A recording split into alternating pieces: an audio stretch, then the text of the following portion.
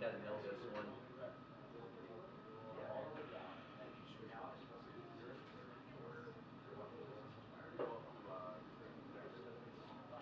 Hi, Kate.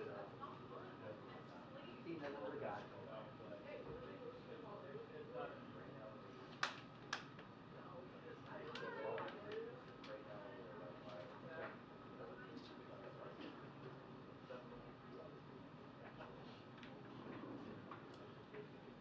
Now, you still have to go through security package. Martha, you're early for choir practice.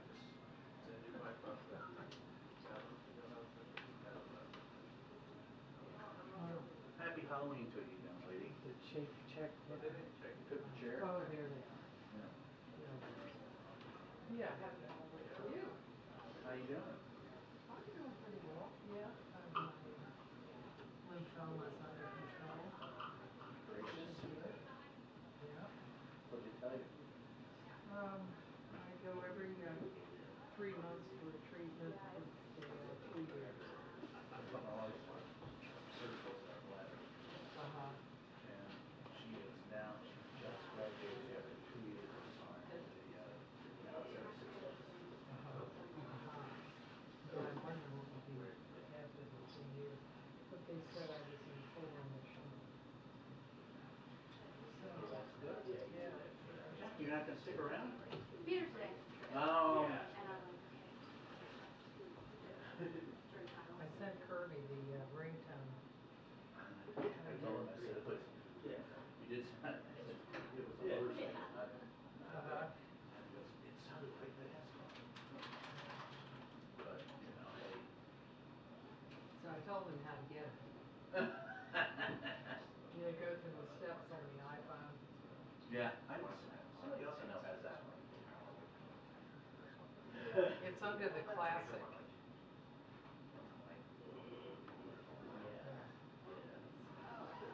Oh my goodness.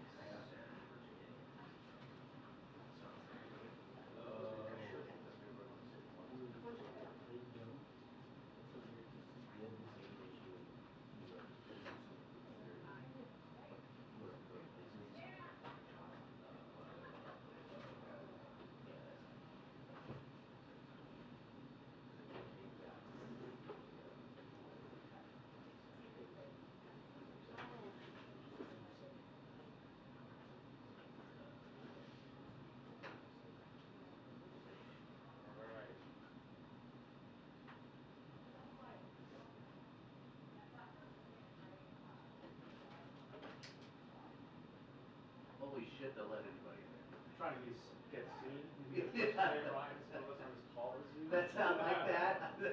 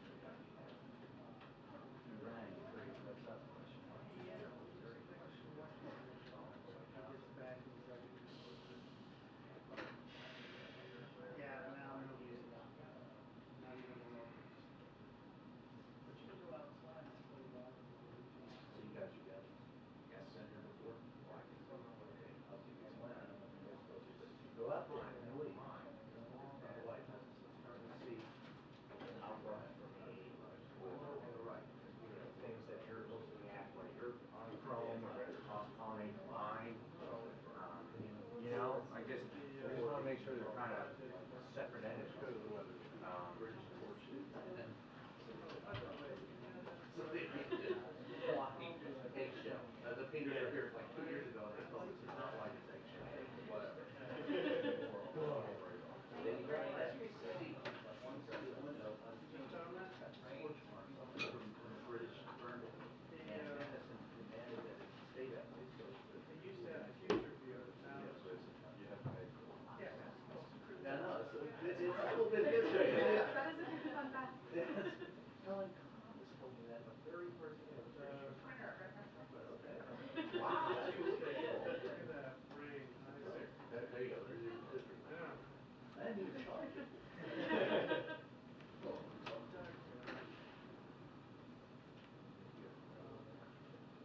Being able to get there early enough to park my car has some sticks.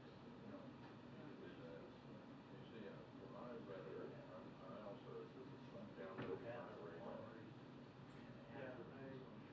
when I got radar now, on my radar, can you code that, or is that when you left? sit around, hey, how you doing? But to that door, you go downstairs, see Yeah, right now. there's been a sign on the wall, so you see.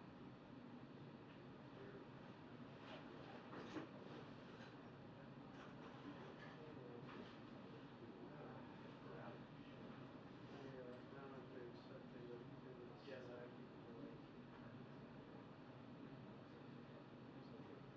Hey, Martha. Yeah. Who turned it from a pool into, who was the last president to use it as a pool?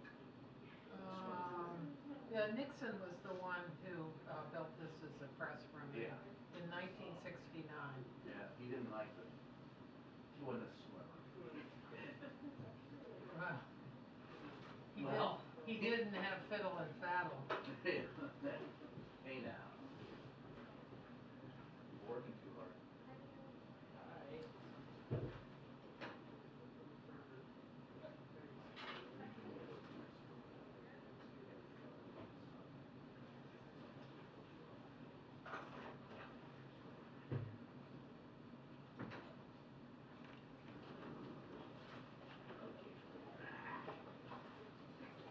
They don't show that.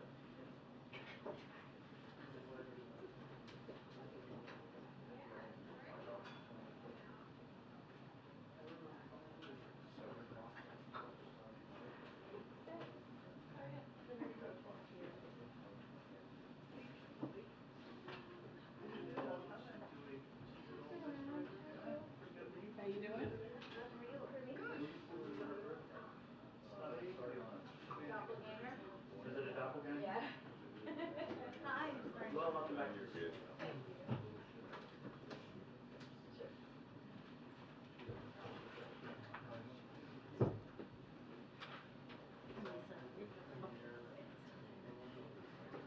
Oh, 1:30, huh? I'm on time too. Every day. Well done, honey. I will send it to Mrs. Williams. Hey, John, what are you today? Are you in your seat or? No, yeah. Yeah.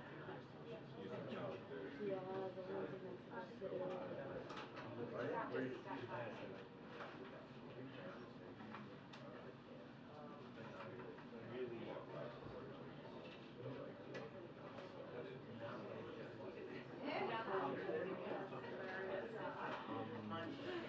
God bless you.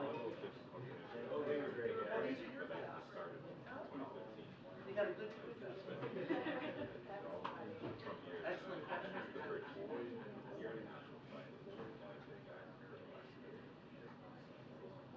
Some of the biggest here.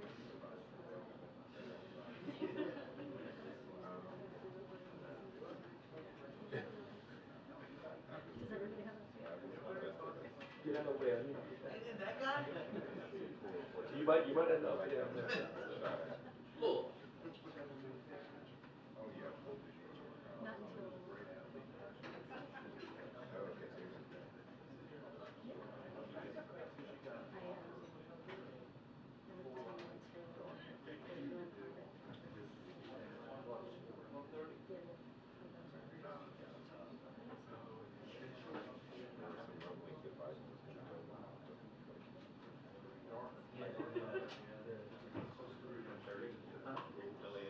Who had 1:30 on the overrun?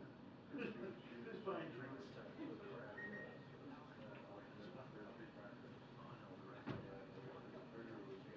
Joe, you can get 1-2 on that. 1, 2, 3, 4, 5, 6, 7, 8, 9, 11. Sounds good, thank you. God bless you. Yeah. How are you? Thank you.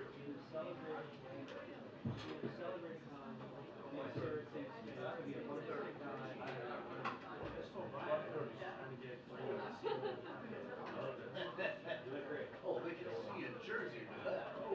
1:30. Yes, so. Got a little time. Got time. Here, through next November now. Actually, good idea. Good idea. Yeah. Senator? I saw Schumer earlier. He might have been with him. He was with him.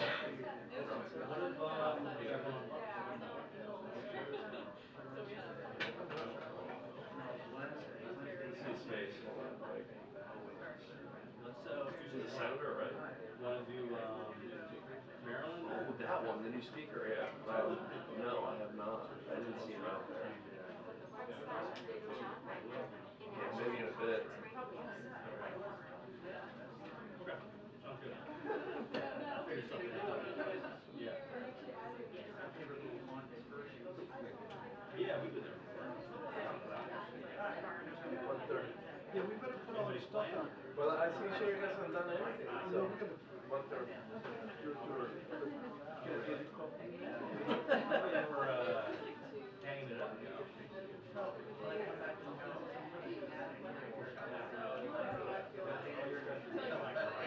Definitely not hanging it up.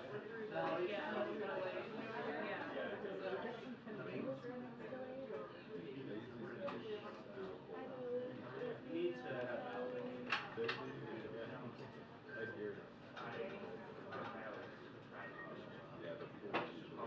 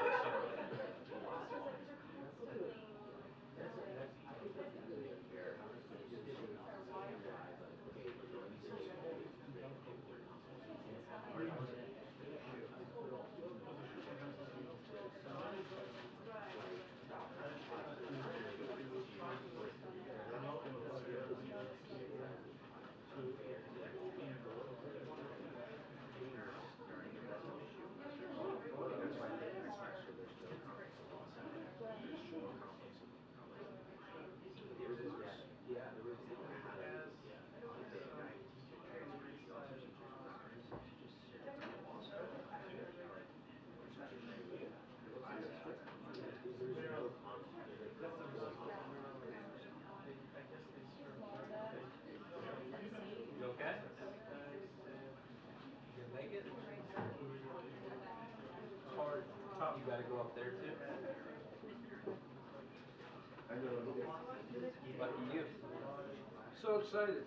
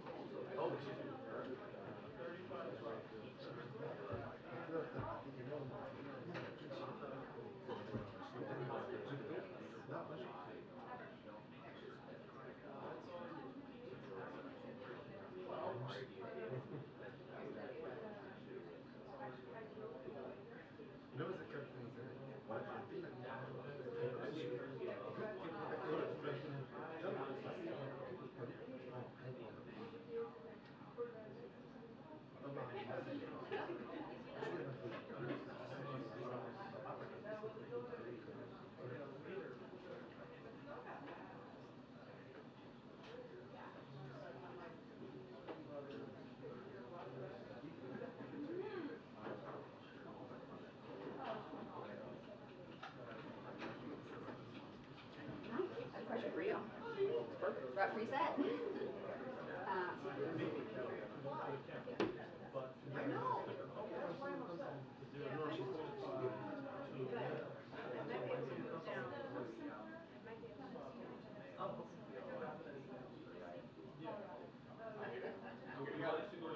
Swung on. Yeah. You won't. And then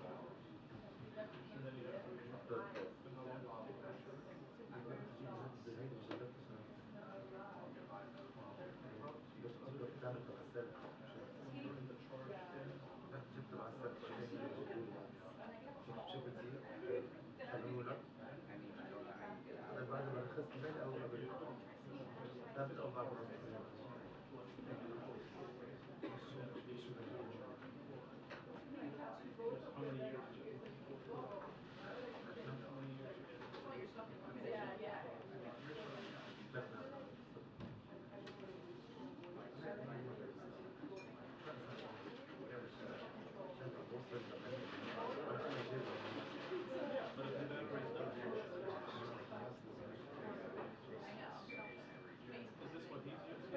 Said he already lost one and he might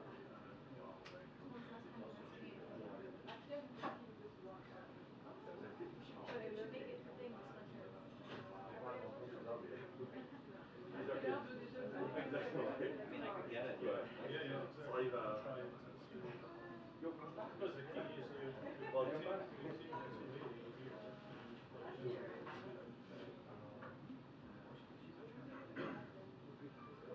You know, didn't look that much. You were right, you know, just. in the message. You were, yeah. No, I'm gonna have him order this one.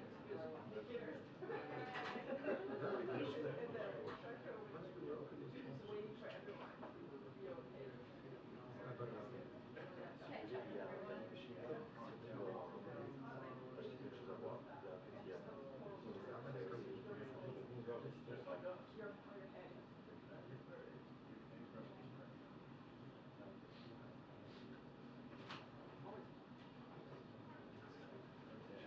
Share with Lacey what our Colby shares? Of course. Anytime you get a Source of merriment? I think indifference is the better word. That's the working bridge. Perhaps. Thank you guys, sorry. Standing at attention, thank you. Thank you. You're not. You're seated. But it's okay. It's not gonna let us. I was just waiting on you. Presents. No, beauty before age, always. Beauty before age. There are always spare ones available to you. Great. Thank you very much. Beauty. No.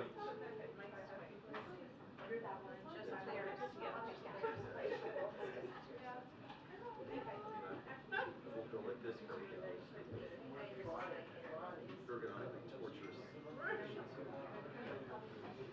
It is cold.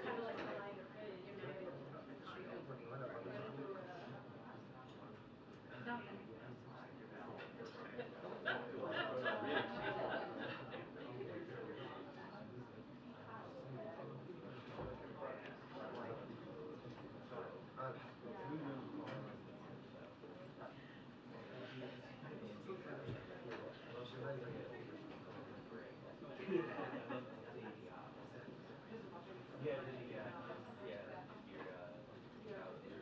your French.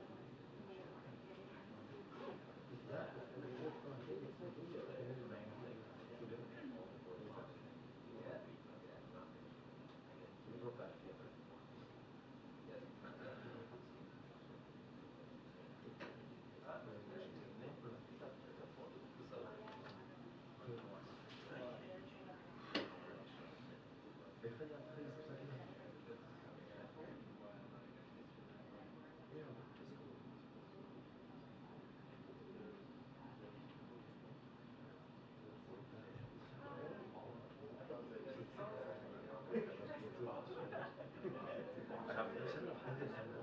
I'm good. How are you?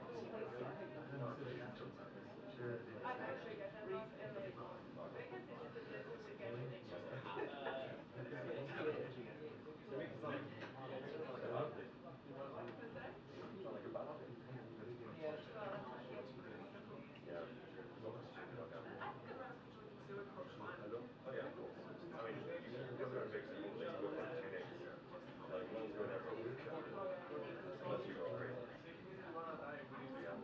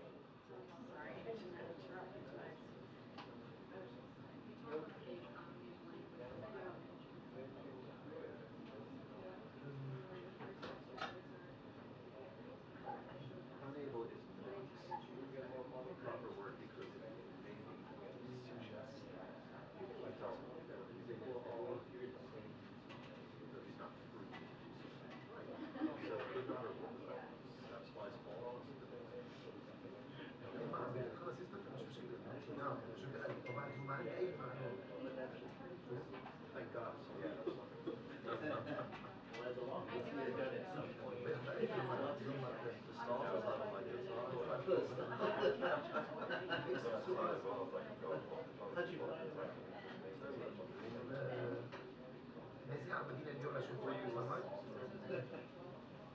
Your parents have showed this. No, but my dad used to say my mum was great.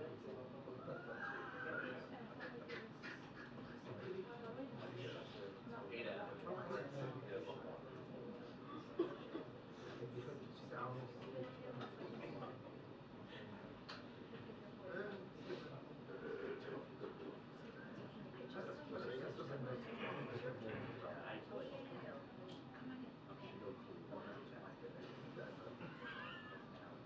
You're now at the stage of life. Yes, fine. Then I'll, You're not. then I'll let them. You're not. I'm mentioning this, you're rebel.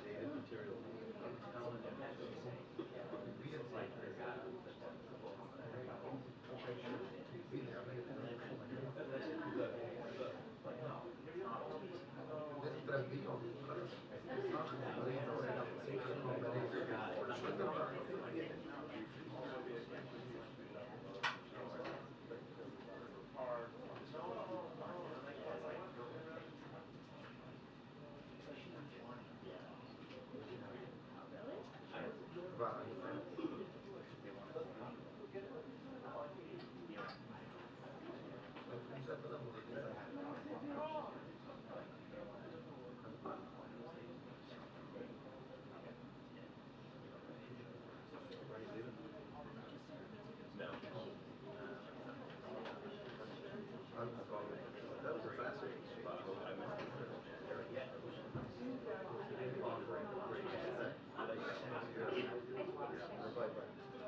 Others, you know, said, like, yeah, that's true. The English language is here in Arabic. Yeah. Yeah, did you finish grading yet?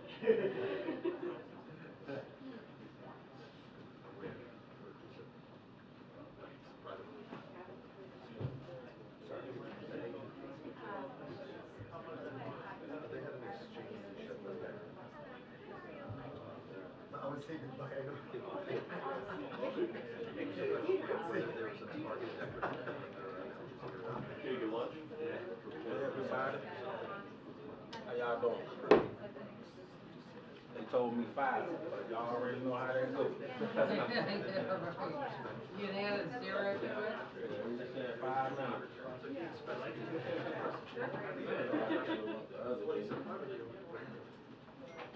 I actually.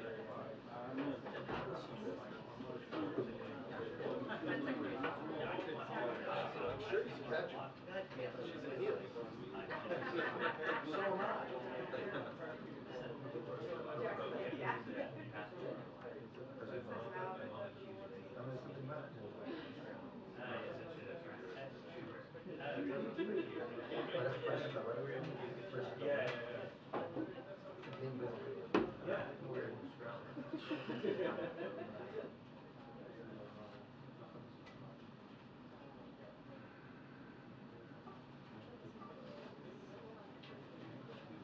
Oh, good, yeah.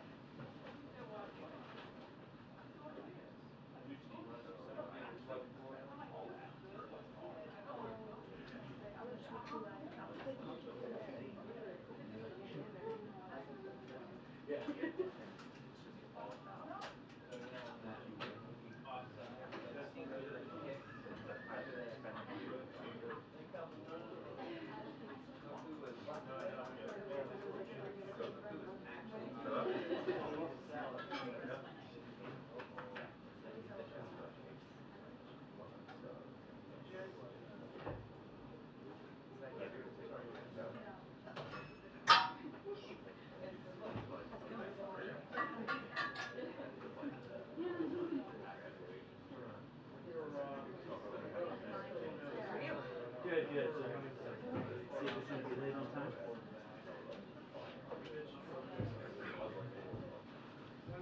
Whoa, rare Ed and Jared side-by-side combination.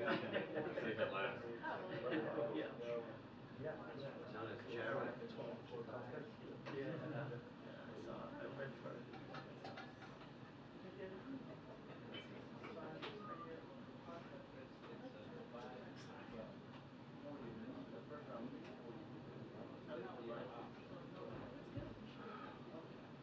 Rest of this year, definitely not. So they will not get it. You know what happened? It was when her cancer down. They ran out of that.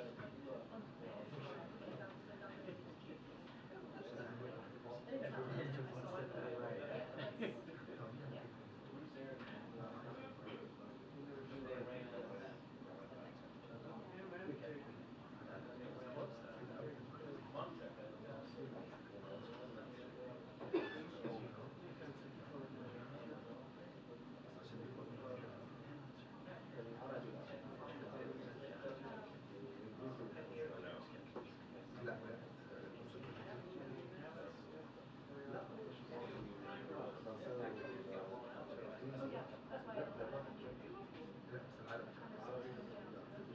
Her standard now is, Yeah. Take a shower first place. See, Brian? Yeah, I remember going on Yeah. that. and then the 90s, you got family. Check the,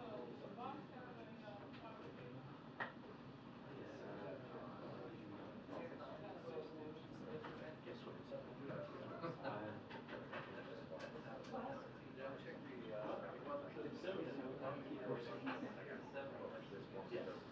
Did you get over? appreciate the beats and playing, but they weren't a tournament.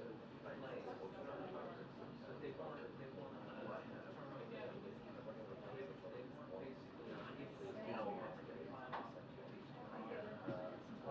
Basically saying, Rob, that's where you're so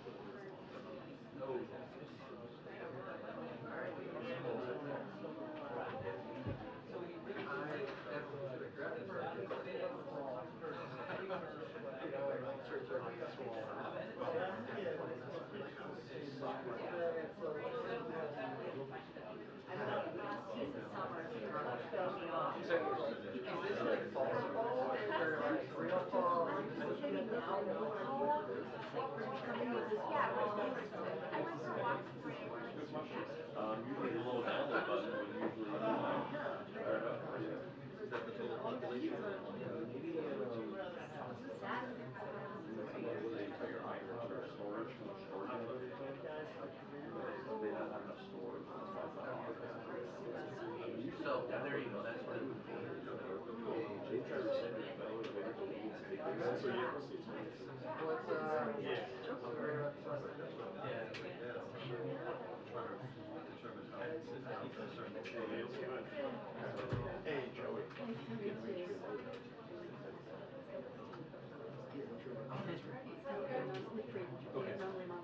Okay, guys.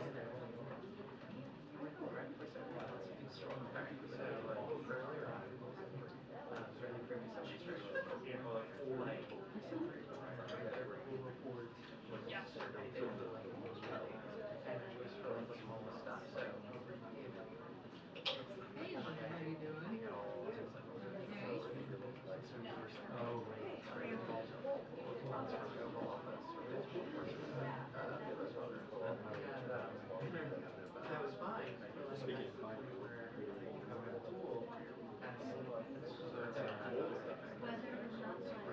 Oh, yeah.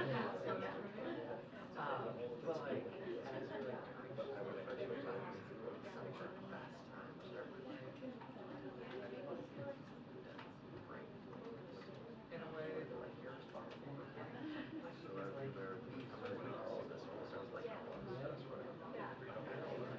But just like when I was like, oh,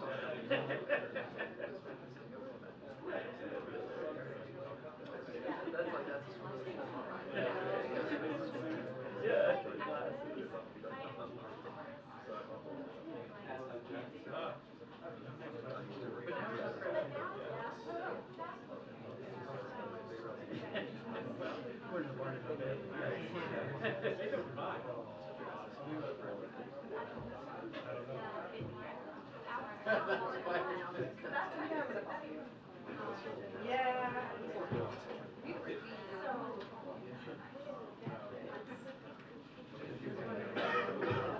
Well, I did momentarily calculate that there was one fewer laptop on that side, but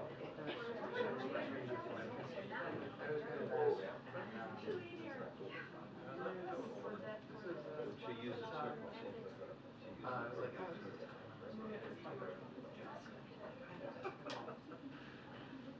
it's like, okay, totally. It's not even, everyone's coming out except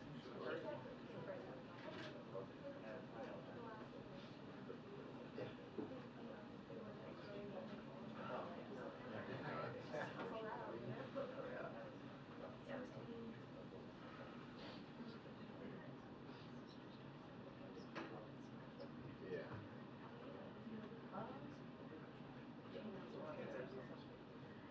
Yeah. That's a good question.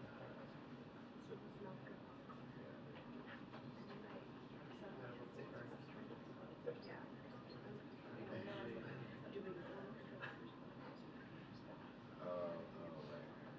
Yeah. My mind went to well, that too. They could have answered it because there's no way.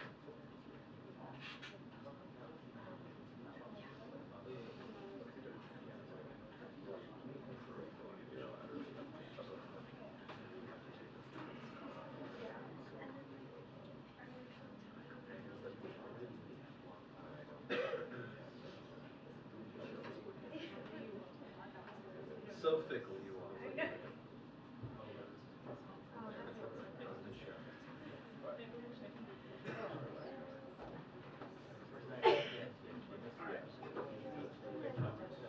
So mine, yeah, but they're gonna get there like 11:30.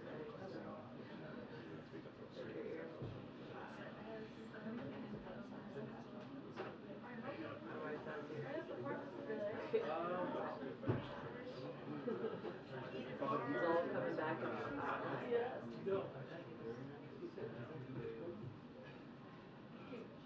Yeah, the region, right? Oh, I think he started in yeah. Oh, yeah. Does Christopher Stuff like that.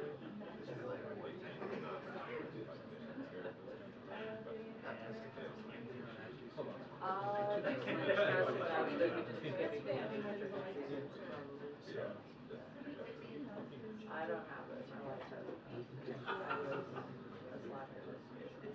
I'm thinking about trying to throw together a last minute program. Yeah. It's pretty easy.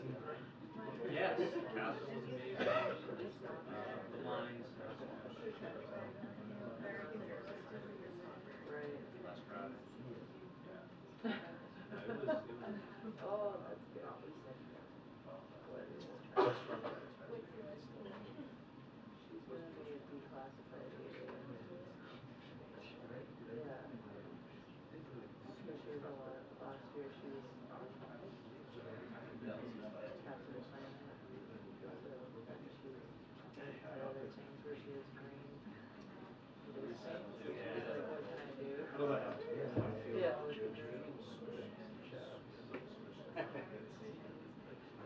Yeah.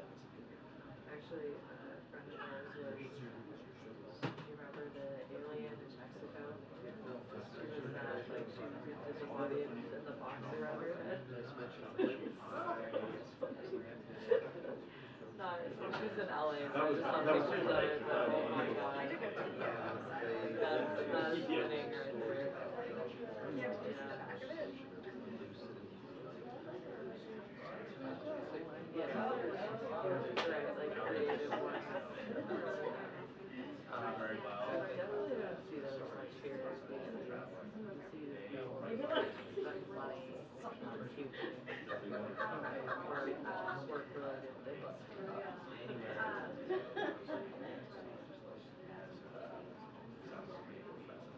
But legislation needs to address I got it. that's your remedy. Yeah.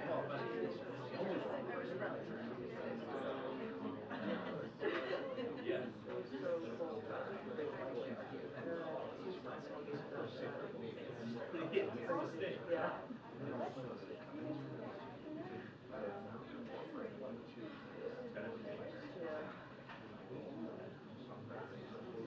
Yeah, I looked at it just today, and I was like so cold for 2 hours out of it, but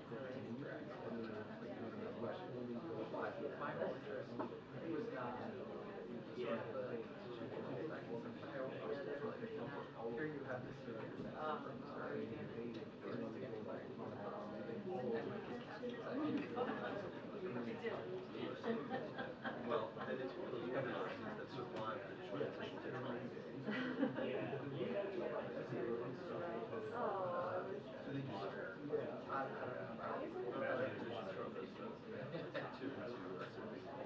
Oh, yeah.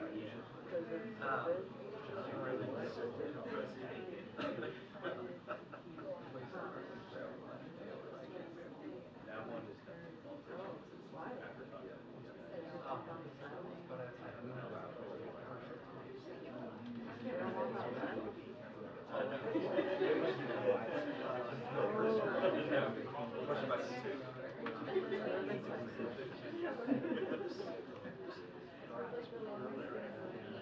He then gets to say, families, whatever, bullet fall for cancer. For cleaner. Do I like to? Dirty money. I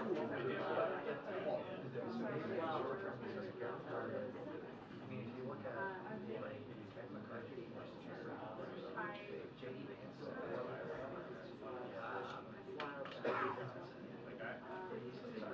yeah.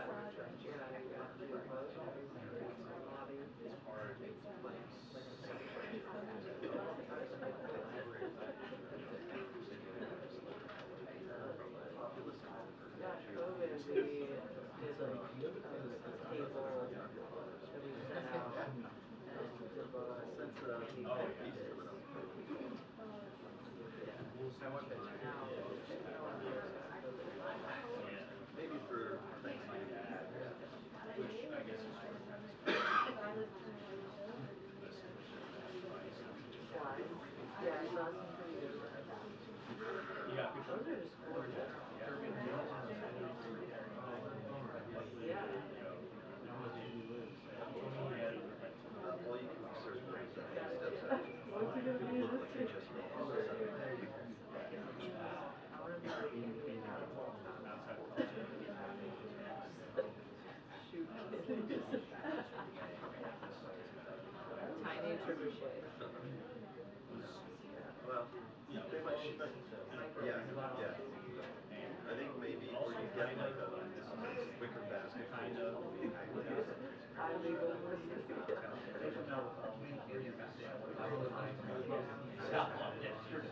Those were good. They took all it out. Yeah, they had somebody up there. They were like,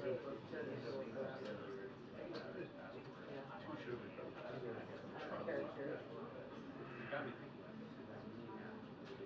Did it really? You're asking.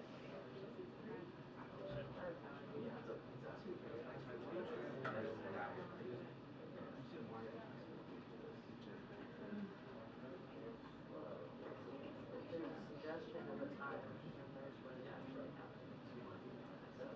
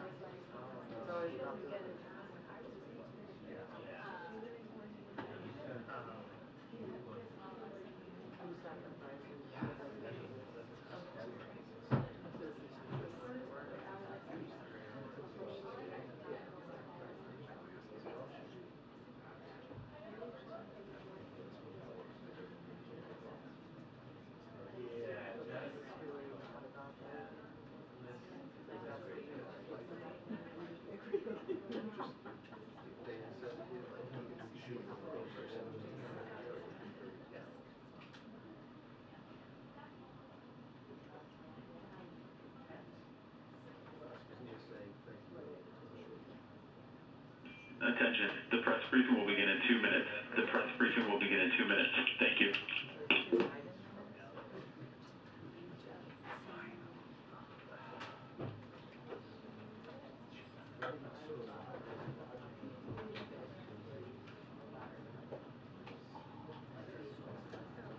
Early there.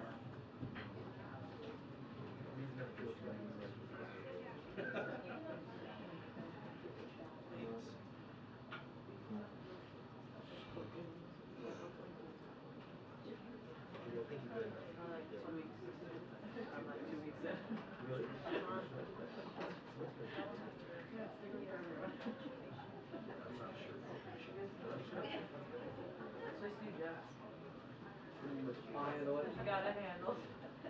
I'll anchor the front row today. It'd be easy to get called on. Oh, never mind. Close first. Oh, they were great. I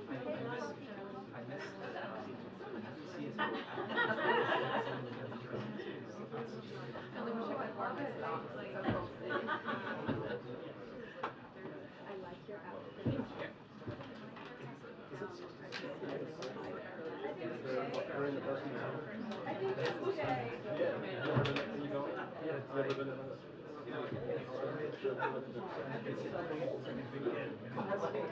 Hi.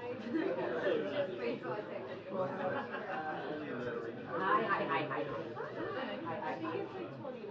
It's chilly in here somewhere in my sweater. This is my boot sweater that I'm wearing. I have an identical boot sweater. Yeah. It's too chilly, so I'm sorry. I've got one of those. I'm schlubby. I did my orange. What's your baby? Pumpkin or something? She was a pumpkin, yeah. Yeah, very nice. It's a good baby. It was. I sat her right in the chair yesterday, right in here. Should have left her. Oh, hi. That was a nice event. Yeah, very nice.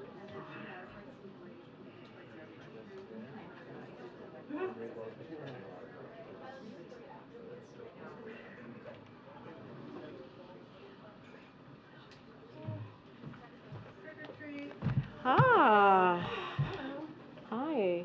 I think we have some candy. Happy Halloween, everybody. We have some candy for you all. Thank you for having our family.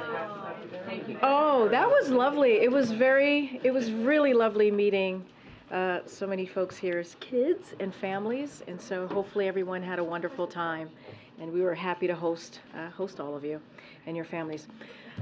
All right, don't be fighting over the candy now. It's enough for everybody. Happy Halloween and good afternoon. So today, as you all we'll see momentarily, the President has big news for hardworking Americans in his continued crackdown on junk fees, building on actions he's taken to date that have saved Americans billions of dollars. Today, the President is cracking down on junk fees in retirement, investment, and advice. Too often, financial advisors steer clients towards certain investments, not because it's in their client's best interests, but because it means the best payout for the advisor. These costs add up.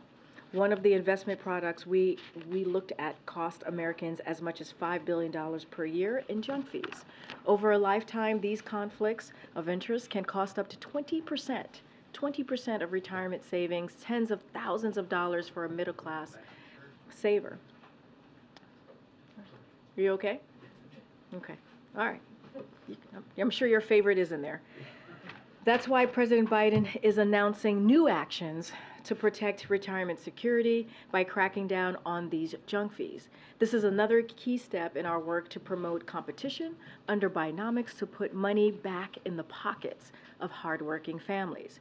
And keeping with that theme, today we wanted to highlight another drug that thanks to the President's leadership, Medicare can now negotiate lower prices to save Americans money. Enbrel, a drug that treats certain types of arthritis, is one of the first 10 drugs selected for Medicare price negotiation as part of President Biden's Inflation Reduction Act, which passed with zero Republican votes. I can see from the chart about this particular drug. Last year, more than 47,000 Medicare recipients took this drug, and those seniors spent over $43 million in out-of-pocket costs, while Big Pharma made record profits. In fact, sellers of this arthritis drug executed more than $89 billion in stock buybacks and spent $213 million on lobbying since the drug hit the market. At the same time, seniors like Judy Aiken, a 69-year-old retired nurse, are getting squeezed. Judy pays $339 per month out of pocket for just one Enbrel prescription she needs to manage her arthritis. So, while sellers make record profits, Judy is forced to watch what she spends every month. And that's wrong. The president believes that's wrong. And that's why he and congressional Republicans finally took on Big Pharma and won the ability to start negotiating these prices so seniors don't have to choose between health care and other basic needs. And thanks to the Inflation Reduction Act, millions of Americans will see lower prescription drug costs. Now, this morning, as you all know, President Biden held a meeting with a bipartisan group of senators to discuss efforts to ensure trust, safety, and accountability in AI development. Senate Majority Leader Chuck Schumer was here, Senator Mike Rounds, Martin Heinrich, and Todd Young participated in the meeting, and the president thanked them for their leadership on this incredibly important topic.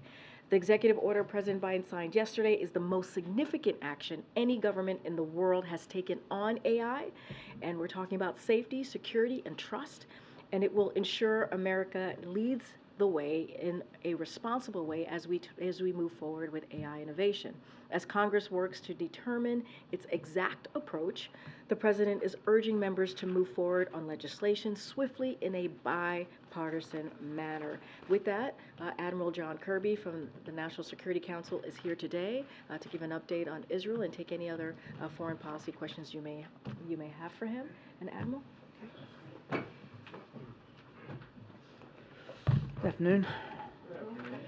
So today I'm pleased to say that another 66 trucks got into Gaza over the last 24 hours with life-saving humanitarian assistance, including food, water, and medicine. It's the highest single-day delivery so far, but again, it's a trickle compared to what needs to get in, and we're going to keep working that very, very hard.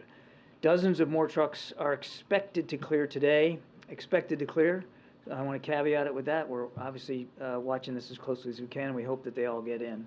But still, again, it's just a fraction of the need. We're also continuing to press for the resumption of essential services, including water and the delivery of fuel.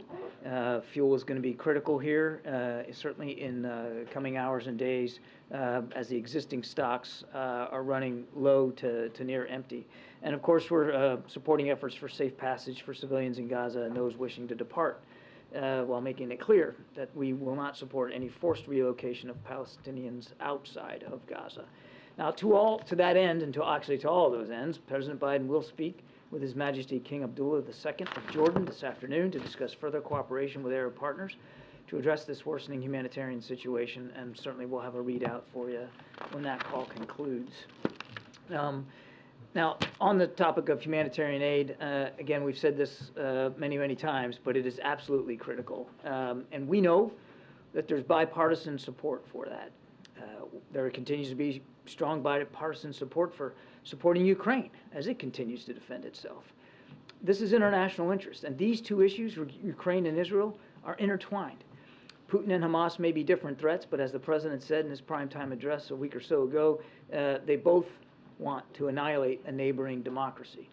History's taught us that when terrorists don't pay a price, when dictators don't pay a price, they only cause more chaos, death, and destruction. They just keep going. And the cost and the threats to the United States and to the world keep rising. To paraphrase Winston Churchill with a little bit of my Florida upbringing, it's like feeding the alligator, hoping that he's going to eat you last. Secretary Austin and Secretary Blinken testified this morning before the Senate about how critical it is to advance the national security supplemental request that the President has put forward. And quite frankly, as Karine noted in her statement last night, demanding offsets for core national security needs like supporting Israel and defending Ukraine is a break with the normal bipartisan process that could have devastating implications for our safety and for our national security interest overseas. There shouldn't be any political games played here with our national security or trying to turn support for Israel's self-defense into some sort of political football. So with that, Thank you. Admiral Kirby, would President Biden veto any funding bill that provides assistance to Israel but not to Ukraine? I don't have a specific reaction to speak to today. I think we've been very clear. You saw it in Karine's statement last night, how deeply concerning this House Republican bill is, and how it doesn't meet our national security needs. And as Commander-in-Chief, the President's never going to do anything that doesn't meet our key national security needs. Would the President support a bill that provides funding for Israel but also cuts more from the IRS? The President believes that the supplemental request we submitted in every aspect, in every bucket of funding that we're asking for, is critical for our national security needs. And I would remind that these are urgent requests. That's what the supplemental is all about. These are key, urgent national security needs. And there was a time when, you know, that the key foreign policy objectives of the United States and our national security was apolitical, and it needs to be in this case too. To lawmakers who say, I want to support to fund Israel, I don't want to support funding for Ukraine, you say what? We say, take a look at everything we've asked for in the supplemental request, look at what the President said in the Oval Office address, and see, even as Senator McConnell said himself just today, I think, that Ukraine and Israel are intertwined and both are serious. And that was from the Senate Minority Leader himself. We say, first of all, we know that there's bipartisan support, even in the leadership, that those who are against trying to fund Ukraine or trying to siphon off humanitarian assistance out of the Israel funding, they don't represent the majority of their caucus. And again, take a look at the whole request and see how important it is for all our national security needs. Thank you, Admiral. A massive blast has been reported at a refugee camp in Gaza, in one of the most densely populated areas. An IDF spokesperson said that they were targeting a Hamas commander. What can you tell us about this, and does that, in your view, mean they violated the laws of war? Can't say much. I mean, this all just happened just before I came on out here, and I just don't have a lot of information on that. Would it mean they violated the laws of war, given what we've seen? I'm not going to speculate on an incident that I really have no information on. That would be really, really imprudent for me to do. And why have Americans and foreign nationals still been unable to get out of Gaza, even though aid trucks have been going in? Beyond putting the blame on Hamas, what more can you say about what's going on here and what the progress is? How about if I just put the blame on Hamas? I mean, Secretary Blinken talked about this in his hearing this morning. I mean, they are putting obstacles up to allow us to get folks out. It's not Israel. It's not Egypt. It's not places like Jordan. The Hamas has been making it difficult to do this. But the aid is still coming in. The gates are opening. I mean, what can be done to then make sure that I mean, just because the gate swings one way doesn't mean it's going to swing the other way. And well, obviously we want it to. Right now the aid is getting in. Not enough, but it is getting in. But right now we just are not able to get people out. Believe me when I say we're working on this literally by the hour. Ambassador Satterfield is working on this very, very hard, but we just got to keep at it. Yeah. So it's being reported that Yemen declared war on Israel. How concerning is that for? I haven't seen that report that they declared war. Look, we've said from the very beginning that we don't want to see a widening and deepening of this conflict by anybody, any actor, any state. And we've also said that we've got key national security interests at stake here in the region, and we mean to protect and defend them.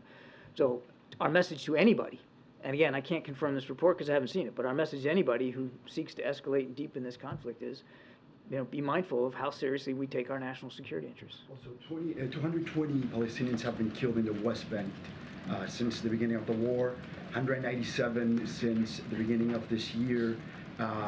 Also, how concerning is it for you that Netanyahu is opening a new war front in the West Bank, considering this killing? The President spoke to this himself out there in the Rose Garden with the Australian Prime Minister, specifically talking about how dangerous it is that extremists in the West Bank are killing innocent Palestinians, and it's got to stop. It's deeply concerning. Each and every one of them is a tragedy too. It's expected the Senate will move forward to confirm Jack Lew for the position of ambassador to Israel. How do you see his role having any impact on some of these negotiations? And can you talk about, is there a way to, I know why there is concern with Israel about fuel, but in terms of power or other of those services, you talked about wanting to see restoration. Is there some other package that could be moved forward that you think could provide some relief to civilians but not undermine Israel's military goals? I'm not sure what you mean by package, but let me try it this way, and if I don't get you, you tell me if I'm wrong here. But obviously we look forward to Jack Lew's eventual confirmation here as an ambassador to Israel. It seems like it's moving right along. I don't want to get ahead of the process, but that's a terrific thing. He's more than qualified to be our ambassador to Israel, and we're very excited to get him over there so that he can get on the ground and start leading our efforts to support Israel and their fight against Hamas, but also to help us integrate and continue to lead the effort to get humanitarian assistance to people of Gaza. And our expectation is that Mr. Lew will be taking the lead on those issues once he gets on the ground. On your question about a package, Power or fuel, when I said package, I meant like, is there some complement of those different types of utilities or resources that would be beneficial but are not undermining the Israeli military capability? Is there some way to try to have less of what you're asking for that could be a benefit? We would argue and have argued that all of those essential services, as I mentioned in my opening statement, are critical. They're all important, and they're all urgent right now, particularly fuel. And fuel's related to the water problem because they use it for the pumps at the desalination plants. So we would argue they're all critical, and we are literally working this in real time. Now, some food got in on these trucks today, bottled water, and that's, I'm sorry, sir, I said water. Some water got in on the trucks today, sorry. No fuel has gotten in. And the existing stocks are dang near down to zero, and that's perilous here for the hospitals, for the water pumps, and so we're working hard with Israel to make sure we can find some accommodations to get fuel in. I've heard this argument, and it's particularly by some of the Republicans in the House that or even in the Senate, by putting fuel in there, we're helping Hamas. I want to be very clear on this. We have seen no indication, none, that Hamas has gotten their hands on any of the humanitarian assistance that has gone in.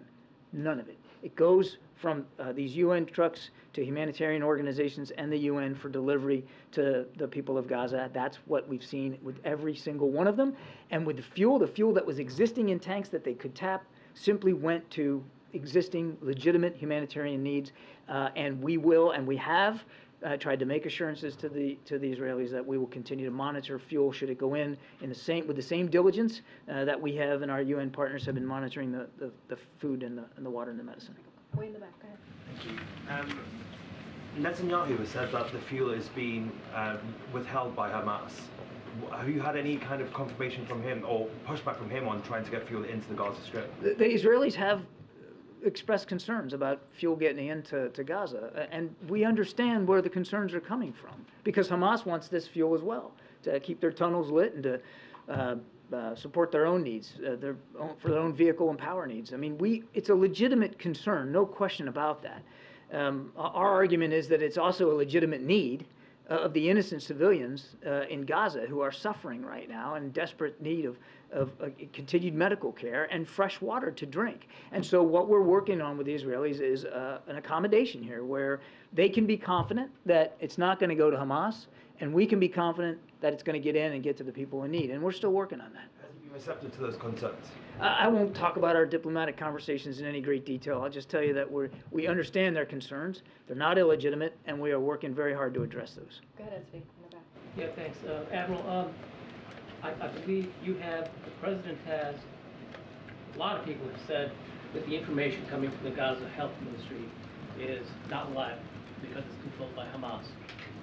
We can see on social media just terrible things happening presumably to civilians, children in Gaza. So does the United States have its own estimate of what's happening and how many people in Gaza, and where should the rest of us get accurate information on that count? We are doing the best we can to try to get an assessment of the scope of the casualties. And you can imagine we're pulling from multiple different sources. We certainly are not taking the Ministry of Health's numbers at face value. You know, we're talking to partners on the ground now that we have a direct linkage with 8 organizations on the ground. As these trucks are getting in, we are getting a little bit more fidelity on the situation. So we are pulling from multiple sources. And without spouting a whole number here, I can tell you we are convinced that there have been many thousands of civilian deaths in Gaza thus far in the conflict. And as I've said before, I'll say it again, each and every one of them is a tragedy. Each and every one of them we should work to prevent.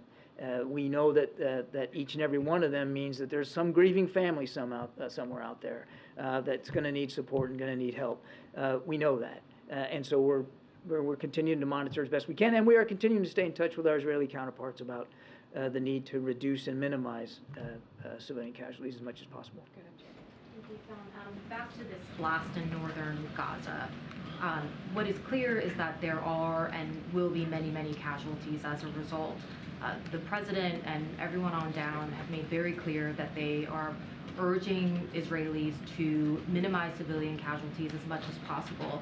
Is it clear at this point that that is not happening, that civilian casualties are not being minimized?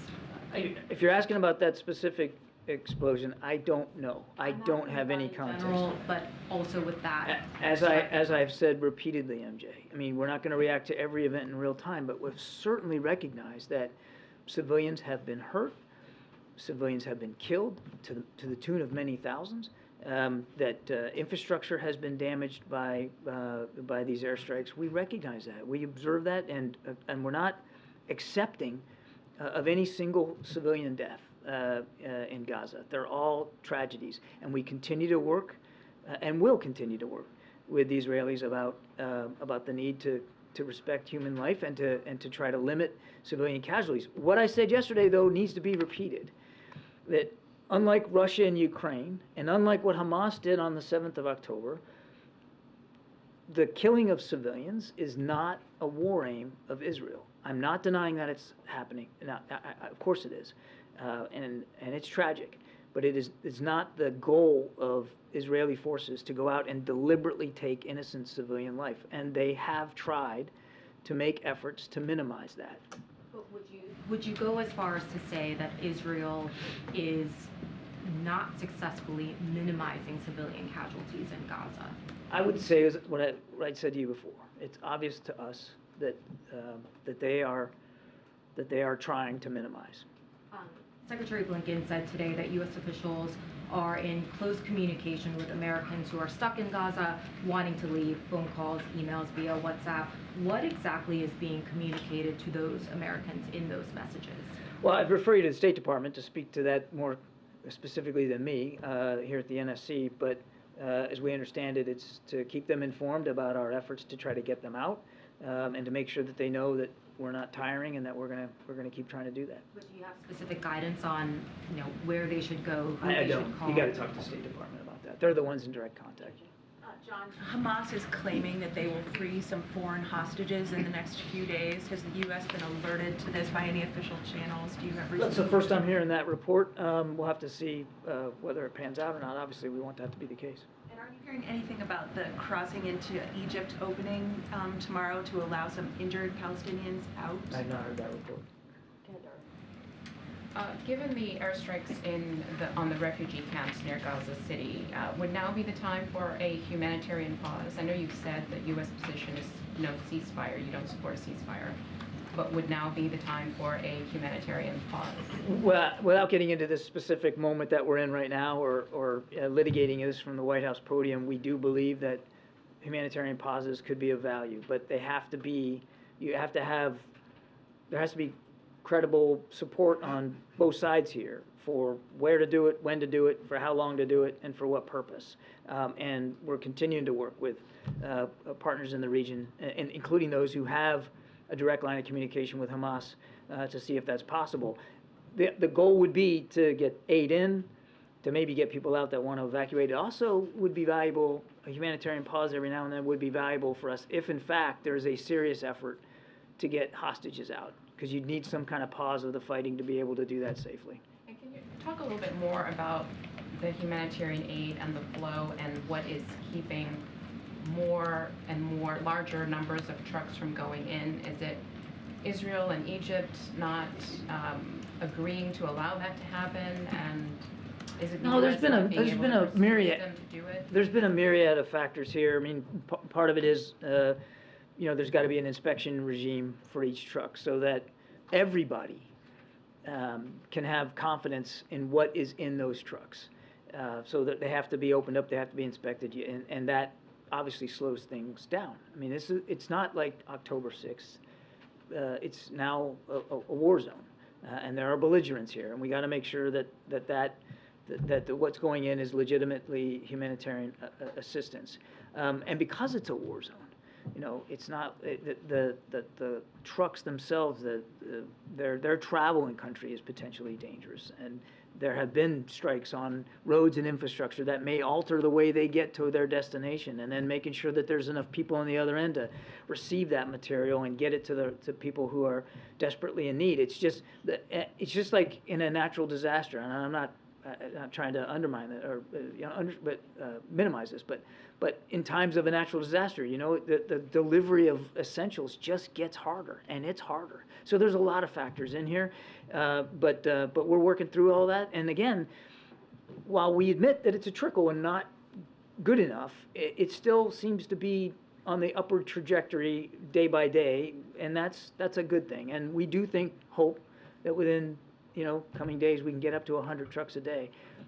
It's still not going to be enough, but it's going to be a lot more than what we're doing right now. Mr. Kirby, thousands of Palestinian civilians have fallen so far, including 160 of my own relatives. And I'm just wondering, how many Palestinian civilians need to be killed before the United States call for a ceasefire? First of all, my condolences to you and your family. Are you in touch with some that are as much as I can? Not as much as you'd like to be, yeah. But I'm very sorry to hear that. I'm very sorry to hear that. And so I can see this is obviously personal for you. I can tell you it's personal for the president too. We don't want to see any more civilian casualties. So in terms of a ceasefire, our concern with that is that Hamas benefits to the tune of being able to refit, renew themselves, plan and execute additional attacks. And as I said yesterday, right now is not the time for a general ceasefire. It is, however, the time to consider pauses in the fighting long enough so that folks like your relatives and family members can get this incredibly needed humanitarian assistance and perhaps a way to get out if they want to get out. So we're supporting that, and we'll see what we can do. But again, my deepest condolences. Well, another question, if I may. Yeah, of course. Now, you talked about creating a safe corridor where Gazans can leave if they want to.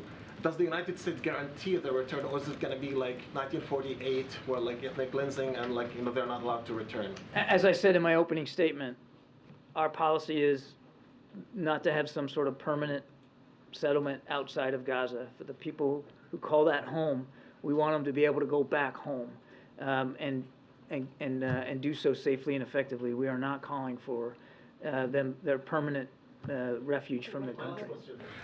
During the weekend, Prime Minister Netanyahu referenced the Amalekite, which is a biblical reference talking about the genocide that happened in the biblical times between the Israelites and the Amalekites. Is that a concern for the U.S. administration? I'm afraid I'm not qualified to speak much on biblical history here, but obviously I think we've been crystal clear, not only there but around the world, on our concerns about genocidal behavior by any leader. And that is not what we're seeing Israel desire to do. That they are going after Hamas terrorists, going after leadership that attacked their country on October 7th in a gross and barbaric fashion. They are not interested in genocidal activity to the people of Gaza. Now, again, we recognize there have been many thousands of casualties. Way too many. Should be zero. We understand that. But their war aim, as I said earlier, is not to target the innocent civilians of Gaza. Their war aim is to go after Hamas. Thank you. John, the people in this country making violent anti-Semitic threats, are they domestic terrorists? I don't know that we're classifying people as domestic terrorists for that. I mean, that's really a question better left to law enforcement. I'm not aware that there's been such a characterization of that. Okay. The FBI director said today, the ongoing war in the Middle East has raised the threat of an attack against Americans in the United States to a whole nother level. Has the White House considered the possibility that a terrorist could be in the country right now after crossing the southern border? Peter, we are always concerned about the potential presence on U.S. soil of terrorists coming from overseas. That's something we're always worried about. But there was this bulletin last week. The CBP in San Diego said militants associated with the Israel-Hamas war may be potentially encountered at the southwest You're talking border. about the San Diego. Yeah. Yeah. Is there any heartburn around it? 600,000 known gotaways just in the last fiscal year. Yeah. Is there any heartburn about leaving the border in such a condition that one of those 600,000 could be a terrorist? So let me just break this down for you just a little bit here. First of all, I can't speak to this intelligence report that was leaked to the media. I wouldn't do that. I can tell you that we are constantly monitoring as best we can all ports of entry to the country for the potential arrival of anybody who might wish us harm. And one of the things that the president asked for in this supplemental was additional funding for border security, for like 1,500 more Border Patrol agents and better technology at the border. I mean, so again, we would urge Congress to take a look at that supplemental request and pass it.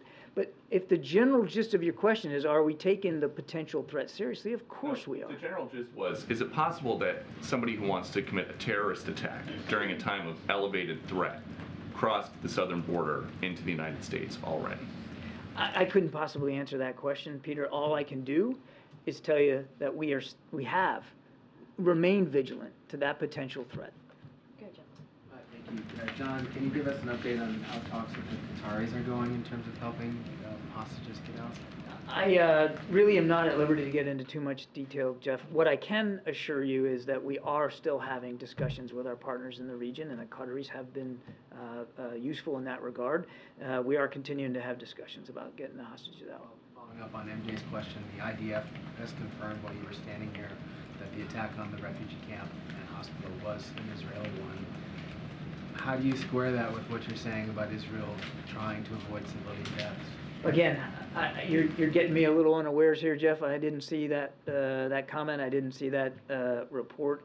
So I don't want to speculate about what might have happened or what might not have happened. What I can tell you is that we have indications that they are trying. I'm not predicting that on any given day they aren't going to fail to meet their own expectations about killing civilians.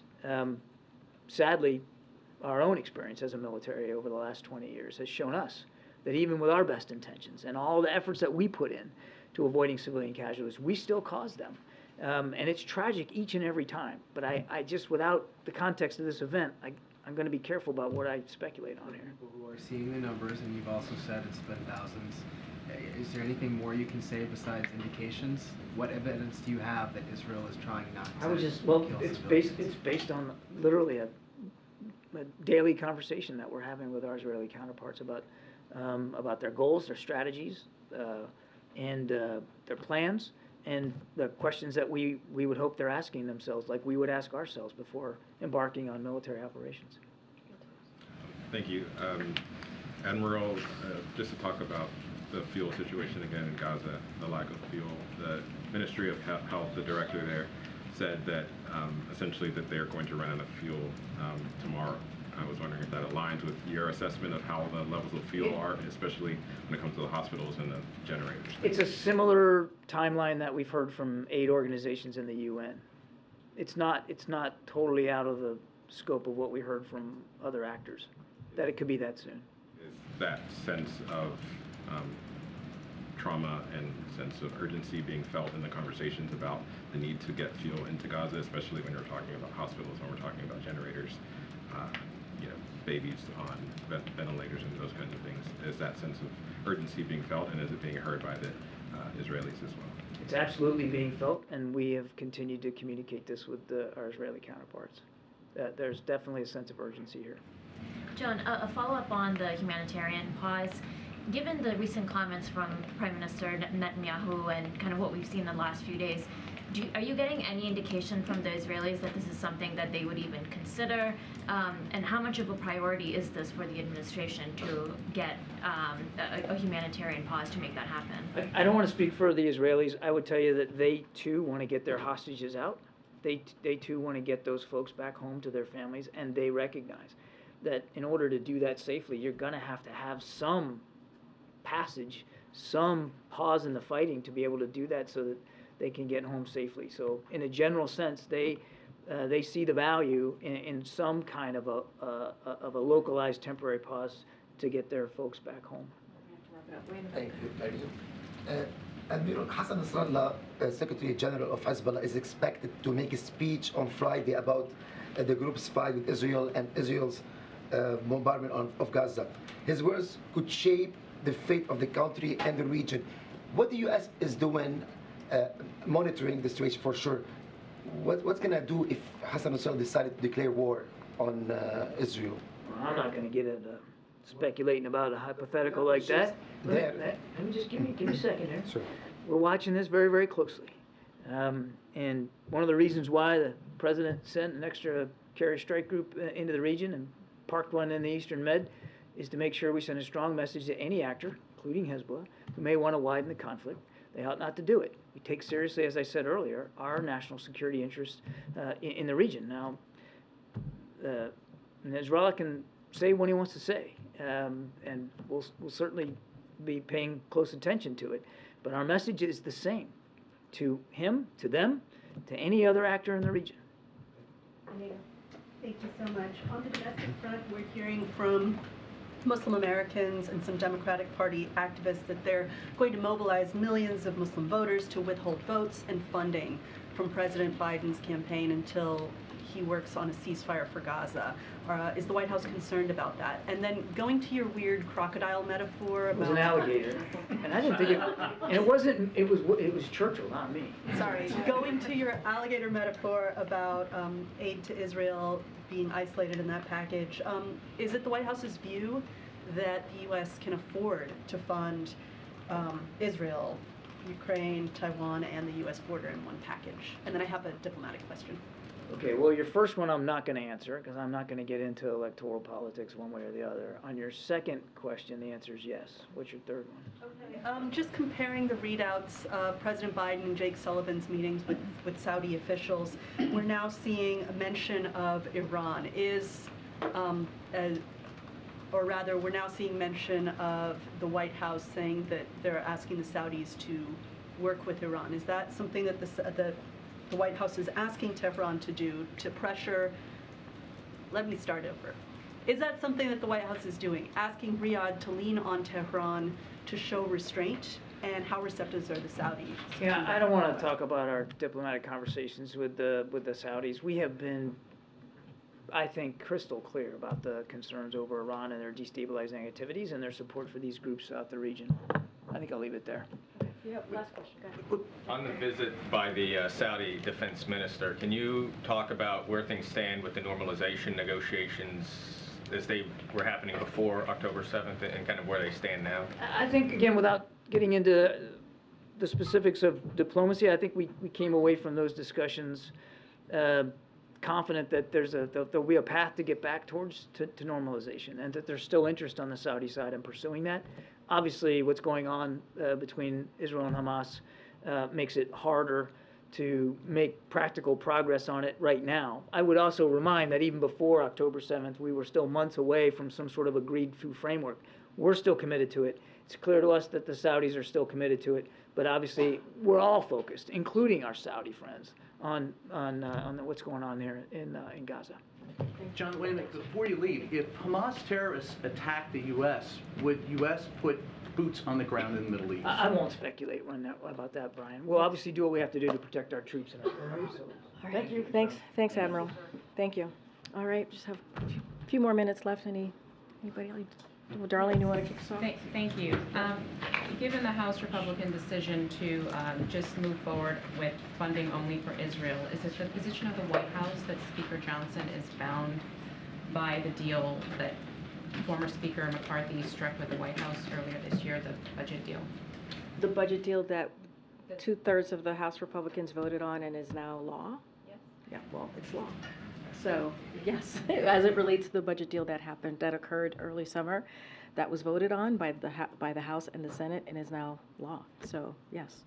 A couple of quick housekeeping things. Is a trip to Maine for the president under consideration?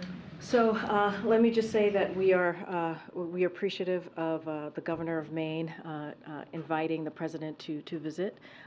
As you know, when the president visits any state anywhere, there's a lot of logistics that has to come into play.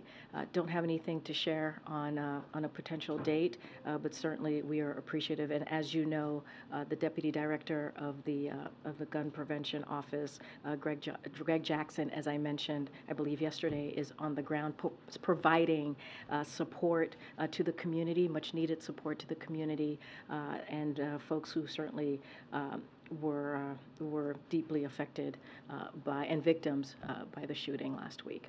And the summit on Friday, the president is having with Western Hemisphere leaders, economic summit. Are leaders coming to Washington for that? Is this an in-person thing or is it virtual? So NSC, I believe, is going to be holding a backgrounder on this, a briefing on Thursday, so they'll have more information. There will be leaders from countries across the North and Central America will be here, so I don't want to get ahead of who actually will be in person.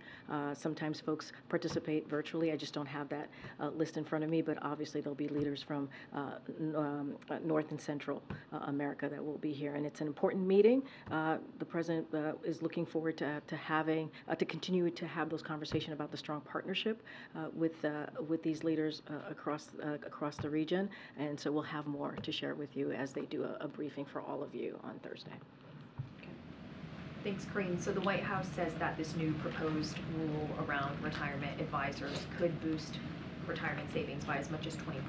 But for Americans who want to retire pretty soon, say in the next 5 years, how would that concretely benefit them in financial terms? So just a couple of things. And you're going to hear from the president very shortly, so don't want to get too much ahead of him. But we believe this is really real money that's going to go back to hardworking families. You're going to hear again directly from the president. So the new rule, just 3 points that I want to make here: advice to roll over assets from a 401k into individual retirement account (IRA) or annuity must be in the saver's best interest. Retirement advisors must provide advice in client's best interest, as I mentioned at the top, regardless of whether they are recommending a security or an insurance product, which is also very important. Advice to plan sponsors, including small employers, about which investment to put on a 401k lineup must be in the customer's best interest. So we believe this is really real money that's going to come back to hardworking families. We'll have certainly more to share.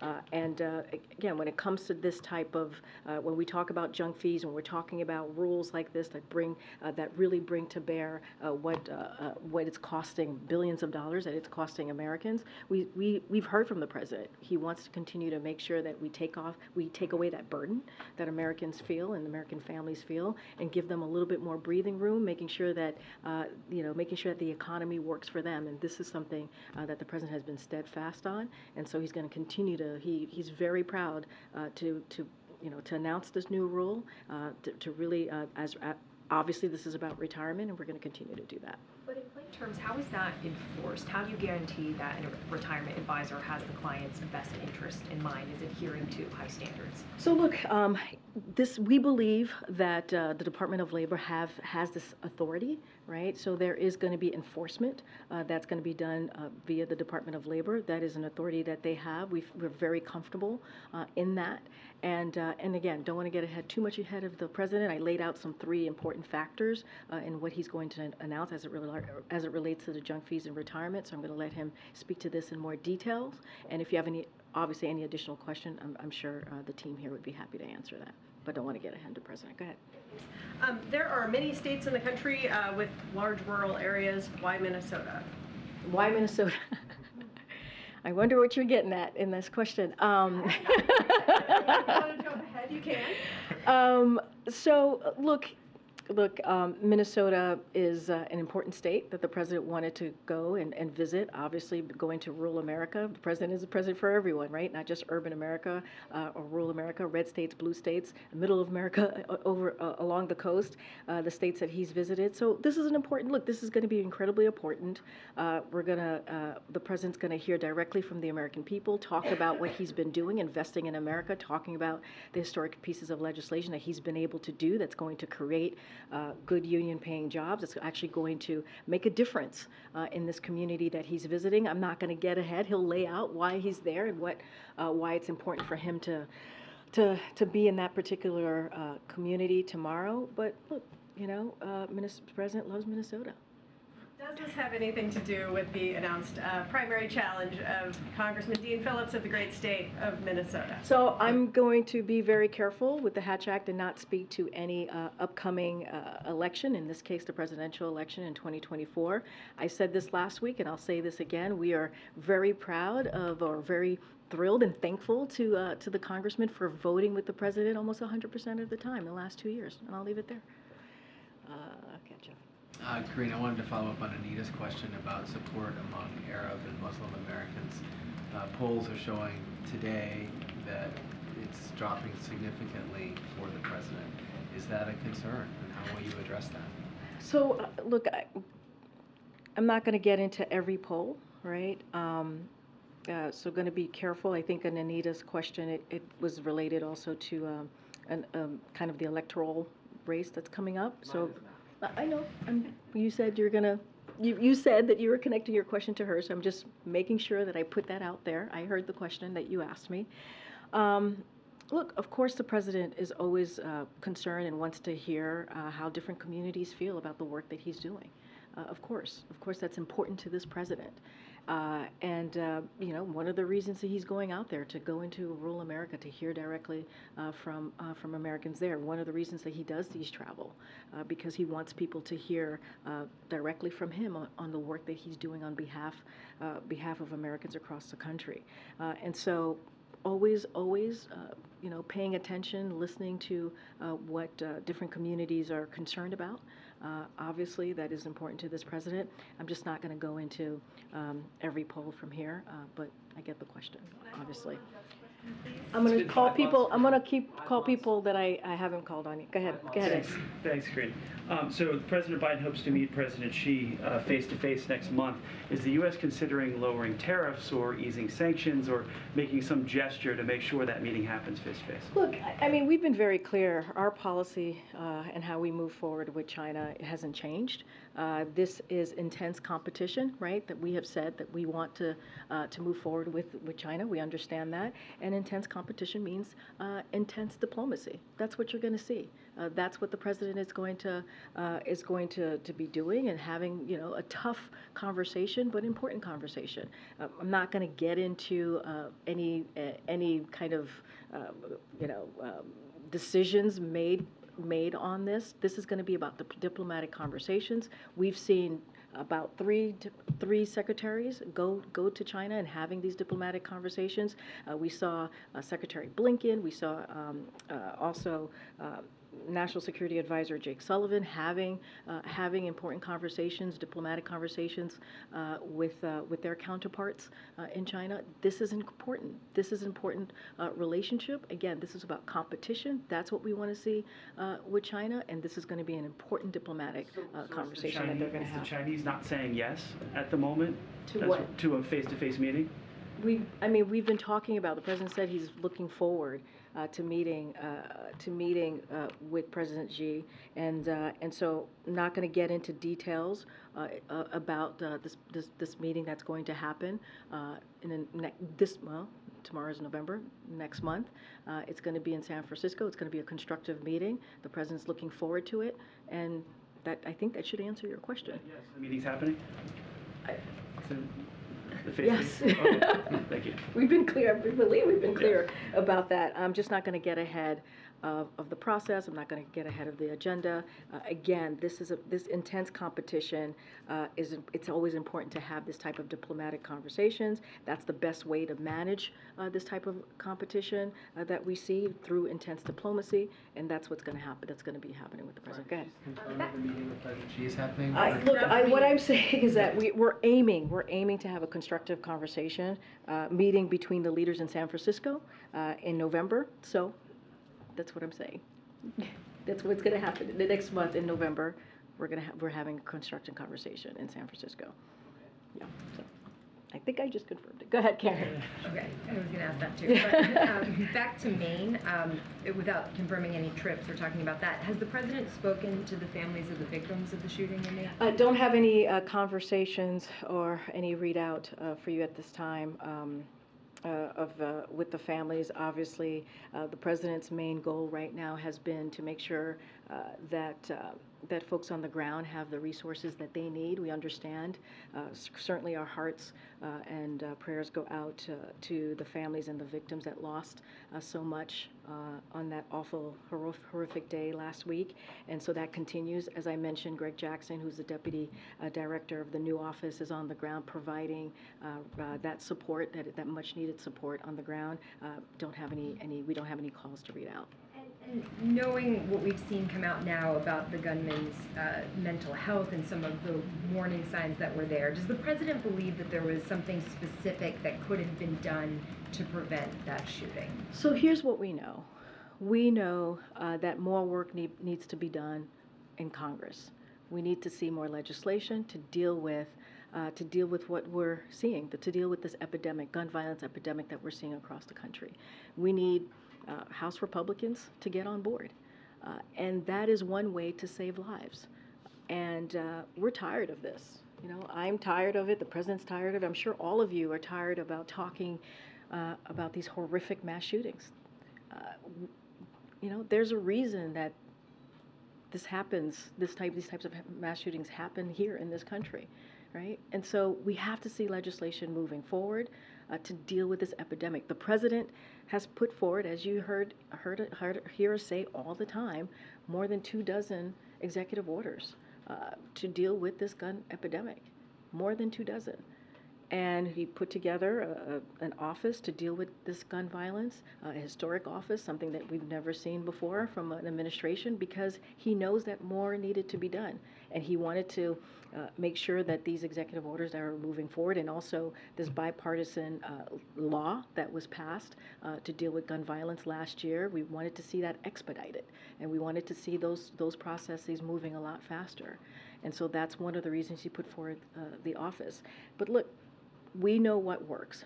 We know there is common sense legislation that could be put forward right now that can get passed, put it on the floor, put it together, right? Get passed so that we can save lives. We should not have gun violence, guns being the #1 killer of our kids. That should not be. And then the question is, to House Republicans, to Republicans in Congress, why is that happening? Why is that happening, these mass shootings happening here in this country? Because they could change that. They can. All right. Again. Karine, you talked, actually, I wanted to ask, you've served in this role for quite a while now. I don't know what the average tenure is for a press secretary, but what's your anticipation moving forward? How much longer would you like this job? I'm not going to talk about my bed. We're going to move forward. Go ahead. After today. After today. Go ahead. Back to the Minnesota trip. Rural voters are increasingly voting Republican. To what extent is this trip part of an effort to reach out to conservative communities? Will the president or any of the cabinet secretaries be going to any red districts on this So, trip look, going forward? the president says this all the time. He's the president for everyone. again, I just said this at the top earlier when I was answering this question to one of your colleagues. It doesn't matter if it's a red state, blue state. It doesn't matter. He is a president for everyone. So it is important. It's not the first time he's going to a rural area to talk to Americans there. And so he's going to do that tomorrow and talk about what he's done on behalf of this community, but on behalf of Americans across the country. And so this is, the president truly, truly believes that he is a president for everyone. And so this is part of that. It's important, just as he goes to urban parts of the country, suburban parts of the country, to also visit rural areas of the country too. And that's what you're going to see from the president. And you'll hear directly from him and he'll speak to it. Go ahead. Jojo. Yeah, thank you. That's my new nickname. I know, I saw your tweet. You're enjoying your new nickname. Yeah, you know. But real quick, following up on Maine and the possibility of going there. I know you said there's no trip to confirm, you don't have a date, but is it the president's hope to take the governor up on that invitation and go to Maine to meet with families? So again, we appreciate the governor's invitation. As I said before, when the president travels, and you all know this, you've traveled with the president, you know how much of a big footprint he has when he's on the ground. And so there's a lot of logistics that need to be considered, and we're trying to figure that out. I just don't want to get ahead of making any announcement or confirmation from here. Again, we obviously appreciate the invitation from the governor, and we are doing everything that we can. We have been since the moment of this horrific shooting, in providing resources that the community needs, and we've been doing that. As I mentioned, we have someone from the newly minted office to prevent gun violence who's on the ground. I just want to be really mindful. There's a lot of logistics that are put into this, and I just don't want to get ahead of that. Okay, go ahead, Anita. Thank you so much. As Jeff mentioned, there are very many angry Muslim Americans right now who feel like the president isn't listening to them in their appeals for a ceasefire. What is your message to this group of Americans, and what efforts have you made at outreach to this group specifically? So a couple of things. Look, what I can say is this. The president knows that Muslims and those perceived to be Muslim have endured a disproportionate number certainly of hate-fueled attacks, right, as we talk about what we're seeing here. And so he also understands that many of our Muslim, Arab American, and Palestinian American loved ones and neighbors are worried about the hate being directed at their communities. And so leaders at every level of this administration will continue. We're going to continue engaging with the Muslim community, the Arab American community, and Palestinian American leaders to hear their concerns, right? And also to hear their feedback on how best certainly to combat the discrimination, the hate and discrimination that they're seeing as well. We have been in close contact with folks in the Muslim community. We've been in close contact with Palestinian Americans, Arab Americans as well, appointees here, Jewish American appointees as well, to ensure that their perspectives are heard, and that we continue to respect, obviously, their perspective. And so we're going to continue to hear from the community. That's something that we want to do. As I was talking about rural America and how the president is a president for everyone, we certainly want to continue to keep those lines of communication open, and that's really important. Go ahead. Yeah. Okay. Thank you, Corinne. Just real quick, how closely, if at all, is the White House tracking this 14th Amendment lawsuit in Colorado? I don't have anything to say about that. I'm not tracking that very closely. There's no concern that if former President Trump is taken off the ballot, it might embolden support for him in other states? Look, I'm just going to be really, really careful on anything that is related to ballots, elections, upcoming elections, especially as you're asking me about 2024. I'm just not going to comment. Certainly not going to comment from this podium from here. All right, thanks everybody. It's anti-democratic to refuse questions from one of our country's 4 largest newspapers, Korean.